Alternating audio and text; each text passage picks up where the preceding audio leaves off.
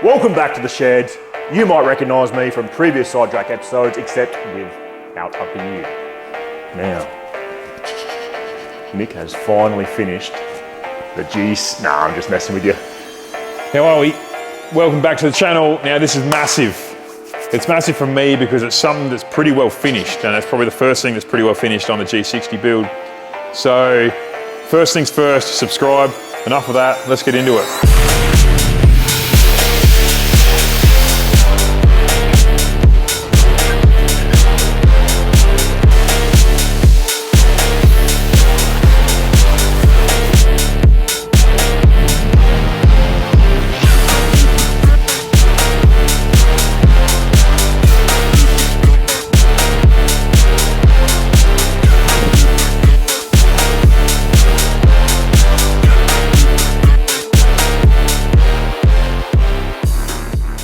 We're running through the process of how I've got the chassis looking so sexy. It hasn't just had a quick lick of paint, it's been a bit of a process. So let's run through it. First things first, I got the majority of my welding and all my fabrication done on the chassis. As you see it here, this is just the base coat to a product called POR15. Everything I researched about on hot rod forums, on four-wheel drive, custom vehicles, a lot of forums and stuff online. And it always came back to this POR product. So I did more research onto it. I even contacted POR and just got the finer details from them in email form. So wait, I'm gonna say, what do you mean by POR? POR, paint over rust. Right. Let's get a can. This is the same brand. This is the logo, POR15, paint over rust. This chassis was in really good condition. The body was horrible, but the chassis was really good. But yeah, get most of my main structural stuff done. I even touched up a few of the other parts of the chassis that were horrible, but also so basically some of the Nissan stuff was pretty average. Shocking. Yeah. Like shocking.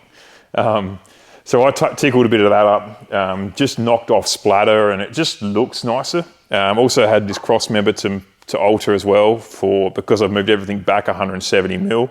That was going to foul on transmission, or the very back front of the tail shaft. So I put that loop in it. That should also help with removing motor and trans if I need to after the cab's on. So yeah, sandblasting it. I loaded it up, Stewie that did the flue for the potbelly over there, you may have seen that video like ages ago if you've been a long time listener. And he's still dirty on me because I painted his nice stainless work black, but he has a pretty big business in South Australia here, Ryman Manufacturing. So he's been kind enough to let me take the whole chassis with his trailer and blast the whole thing. So we did that. We took it up there. He's got a big blast. It's not just a little blast cabinet like that, obviously.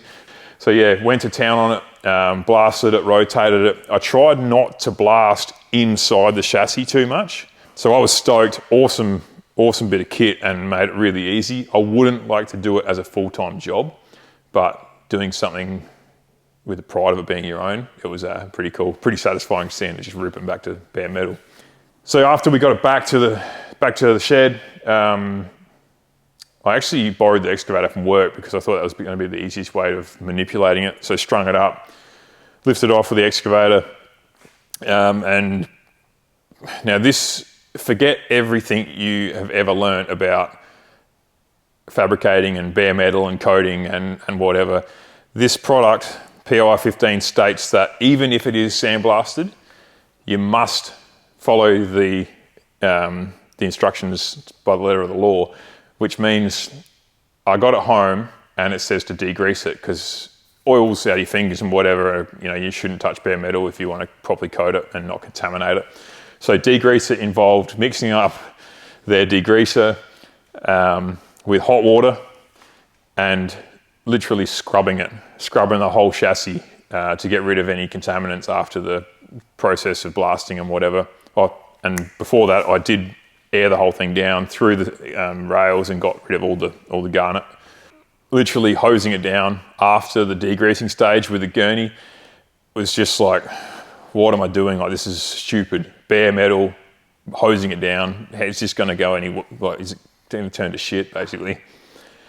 After the degreasing was done, it was moving on to, and you've hosed all that off, so there's no more degreaser, all the soapy suds is gone, and then moved on to the metal prep. So the metal prep is I'll double check, but I'm pretty sure it's phosphoric acid and zinc phosphate. So it contains both of those acids, which, or the acid and the zinc phosphate. So once the degreaser is all washed off, you can still leave, obviously, the chassis wet, but then they state you need to spray on, I put it into like a little garden sprayer or something like that, and a cheapie from the hardware store. And this is also the same process that I did on my front and rear diff housings too. But I wasn't going to run through that in that video and do the same thing here. So back on track, spraying your metal prep on, you want to keep that with bare metal, because there's no actual, well, there is now, this is probably flash rust from the water that I just sprayed on it, but you want to keep the metal prep wet on there for like 10 to 15 minutes, I think it states, which means you do need to go back over, because in that period that will dry. Once you've done that, you've metal prepped the whole lot and you've kept it wet with the metal prep for 15 minutes, or it states all this on their website, but then you pull the gurney out and hose the whole thing off again. So, or you don't have to gurney it. You need to get all of the metal prep off, basically, and that neutralizes the phosphoric acid and actually leaves a film on it, and it looks horrible. Like, it looks like something you wouldn't want to paint over. But that is actually the zinc coating that's left on the chassis. You'll see it in the footage that's overlaid, but it actually looks a bit milky in parts. When I first did it on the diff housings, I was like, oh, this isn't good. But then read into it more, and that's what it's meant to be. So once you've got all your metal prep off, want that to dry. So it needs to be bone dry before you even think about putting the actual POR15 on it. Now, when it is bone dry, inside all the parts where I thought if I sprayed it, it would just get too much paint in there and start to run. So all the nooks and crannies, I actually did with a brush to start with on the first coat. I had that, and it was just a few patches on each side of the chassis, and then like the bulk of it, then I took it out to the side of the shed and sprayed it when it was hanging up with the excavator. After the first coat was on, and it's just basically, they say just 2 light coats of the base coat, the POR15. They say wait for the second coat to have some slight finger drag. It's touch dry, but it has some slight finger drag. That's when you're good to lay the second coat on, basically. So I did that, second coat was on, and then I carefully brought it back in here, lifted it with the excavator and brought it in here and just suspended it from the hoist here for a couple of days, just so it was completely gone off. Now, if you wanted to, and they don't, for a chassis, they actually don't recommend, they state you don't need to put the top coat on. I'm going to opt for it. Now, the top coat is, POR by itself isn't UV resist or UV protectant, so that's why they state put the top coat on if it is in UV vulnerable area, so open to the elements and sunshine. This isn't classified as you would need to, but I feel it's just another layer of protection. So to do that now that I've gone past the time where you've got finger drag on that second coat, I have to rub it back with like a 320 just to lose the gloss. So Scotch-Brite, which is going to be a pain in the ass, because the chassis is not just a nice flat surface where you can rub it and done. There's a bit of work involved in just rubbing it back.